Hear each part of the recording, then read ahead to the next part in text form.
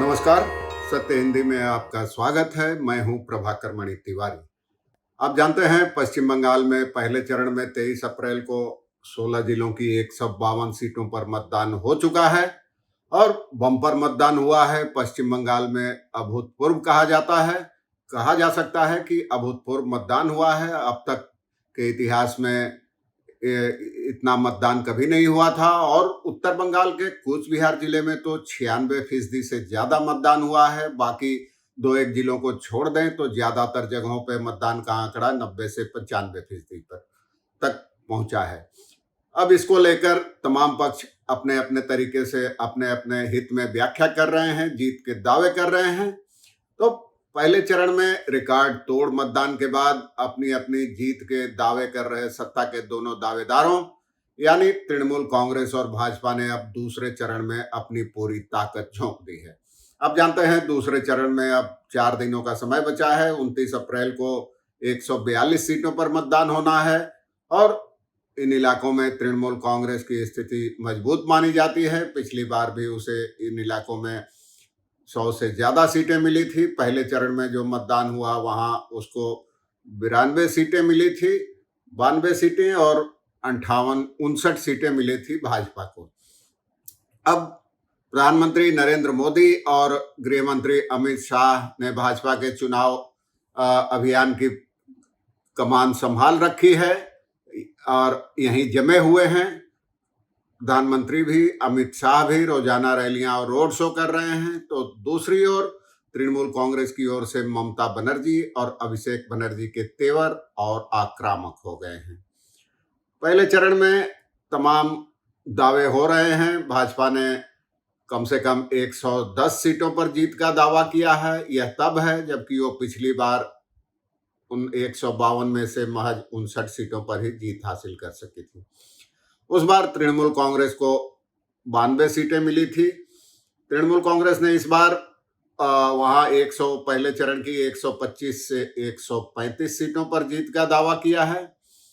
तृणमूल कांग्रेस महासचिव अभिषेक बनर्जी का तो दावा है कि भाजपा नेता शुभेंदु अधिकारी इस बार नंदीग्राम सीट भी हारेंगे, लेकिन शुभेंदु का दावा है कि वो इस बार भवानीपुर में भी ममता बनर्जी को उसी तरह हराएंगे जिस तरह पिछली बार नंदीग्राम में हराया था। प्रधानमंत्री गंगा पर नाव से घूम रहे हैं, बोटिंग कर रहे हैं, तस्वीरें खींच रहे हैं, सोशल मीडिया पे डाल रहे हैं। बेलूर मठ भी गए हैं। परसों रात बृहस्पतिवार को रात यहीं गुजारी थी उन्होंने और वो अपनी रैलियों में कह रहे हैं कि टीएमसी का दिया बुझने से पहले फड़फड़ा रहा है। कई दिनों से कोलकाता में डेरा जमाए शाह भी लगातार चुनावी रैलियां और रोड शो कर रहे हैं। उनका 27 अप्रैल तक बंगाल में ही रहने की योजना है, प्लान है उनके। प्रधानमंत्री नरेंद्र मोदी तो यहाँ नहीं होंगे तब, लेकिन वो 27 और 28 अप्रैल को पड़ोसी सिक्किम में रहेंगे और वहीं से अपने भाषणों के जरिए दूसरे चरण के मतदान से पहले बंगाल के वोटरों को प्रभावित करने का प्रयास करेंगे। वैसे चुनाव आयोग के आंकड़ों से एक दिलचस्प बात भी सामने आई है।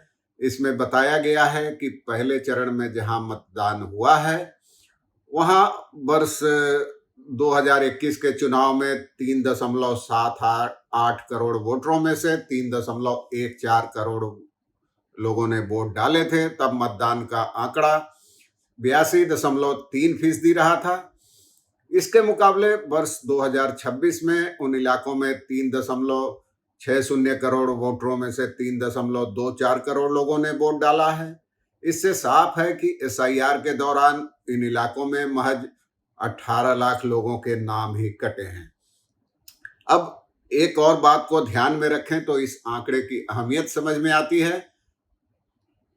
पहले दौर में कई इलाकों में भाजपा मजबूत थी और दूसरे दौर में तृणमूल कांग्रेस को मजबूत बताया जा रहा है। उसका गढ़ माना जाता है कोलकाता और आसपास के जिलों की सीटों को। दूसरे चरण में इतने बड़े पैमाने पर कटे नाम कई सीटों पर चुनावी समीकरण गड़बड़ा सकते हैं। यानी 152 सीटों पर तो 18 लाख नाम कटे थे, लेकिन 142 सीटों पर बाकी 73 लाख नाम कटे हैं। ये चुनाव आयोग का आंकड़ा है।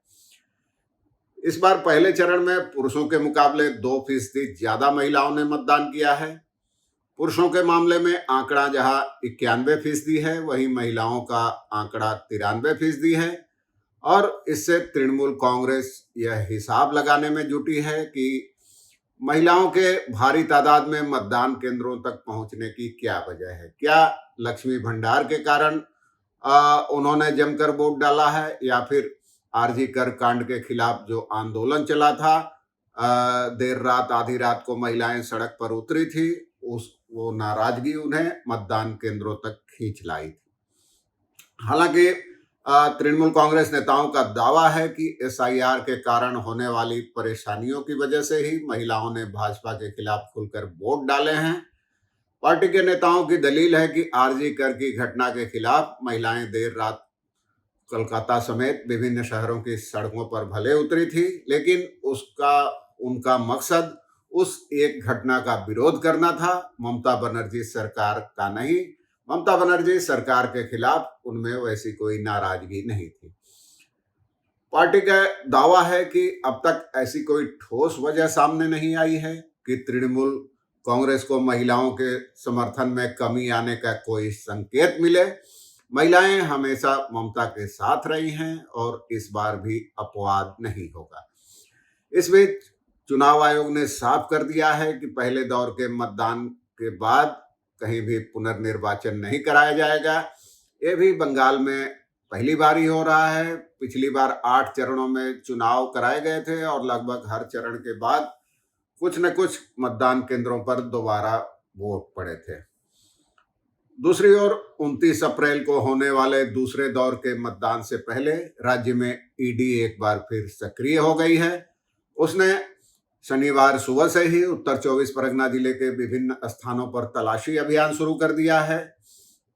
केंद्रीय एजेंसी ने वर्ष 2020 में बांग्लादेश को अनाज के निर्यात से संबंधित एक शिकायत पर एक चावल व्यापारी के घर छापेमारी शुरू की है।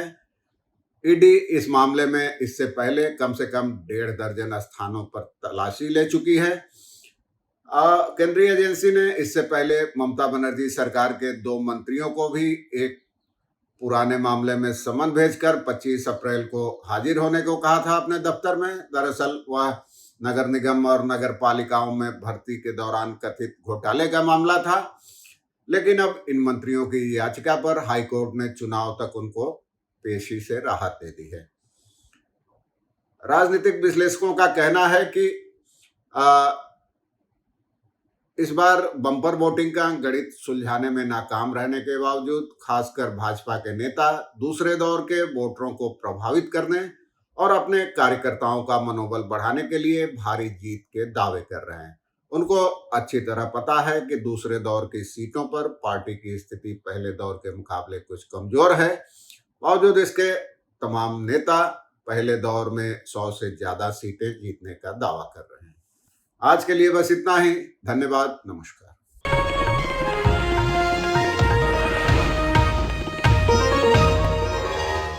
Copyright disclaimer under Section 107 of the Copyright Act 1976. Allowance is made for fair use for purposes such as criticism, comment, news reporting, scholarship, and research. Fair use is a use permitted by copyright statute that might otherwise be infringing.